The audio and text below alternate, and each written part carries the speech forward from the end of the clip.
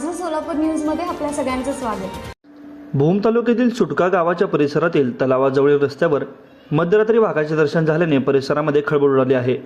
या परिसरात वाघाच्या पावलांचे ठसे आणि त्यांच्या हालचाली दिसून आल्या आहेत। उक्कडगाव तालुका बार्शी परिसरात शनिवारी दिनांक 17 रोजी 3 जणांवर हल्ला करून वाघ सोलापूर जिल्ह्यातून धाराशिव जिल्ह्यातील कडखनाथवाडी वडजी सुटका असा प्रवास करत परतीच्या वाटेला लागला की तो आपली हद्द वाढवीत तर चालला नाही ना, असा प्रश्न नागरिकांना पडू लागला आहे।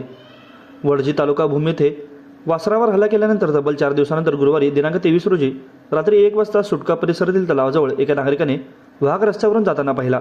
काही वेळ वाघोबा रस्त्यावर थांबल्यानंतर तो तलावाच्या दिशेने निघून गेला। तो वाघ तलाव परिसरात वावरत होता आणि त्याच्या हालचालीमुळे परिसरामध्ये भीतीचे वातावरण निर्माण झाले आहे। वाघाबाबत माहिती मिळाल्यानंतर वन विभागाने घटनास्थळी धाव घेतली। तलावाजवळ आणि शेजारील शेतांमध्ये वाघाचे ठसे सापडले। या ठसांच्या आधारे वाघ असल्याची खात्री वन विभागाने केली आहे। काही दिवसांपासून वाघाला पकडण्यासाठी शासनाने विशेष रेस्क्यू टीम तैनात केली आहे। वाघाच्या हालचालींवर लक्ष ठेवून त्याला सुरक्षितपणे जेरबंद करण्याचे प्रयत्न सुरू असून या कामासाठी सापळे, ड्रोन आणि अन्य तांत्रिक उपकरणांचा देखील वापर केला जात आहे। वाघाला जेरबंद करण्यासाठी विशेष रेस्क्यू टीम काम करत असून अद्याप पकडण्यात यश आले नाही। कालच्या घटनेनंतर रेस्क्यू ऑपरेशन अधिक तीव्र करण्यात येईल असे वन विभागाकडून सांगण्यात आले आहे। माझं सोलापूर न्यूज या यूट्यूब चॅनलला सबस्क्राईब करा आणि बेल आयकॉन प्रेस करायला विसरू नका।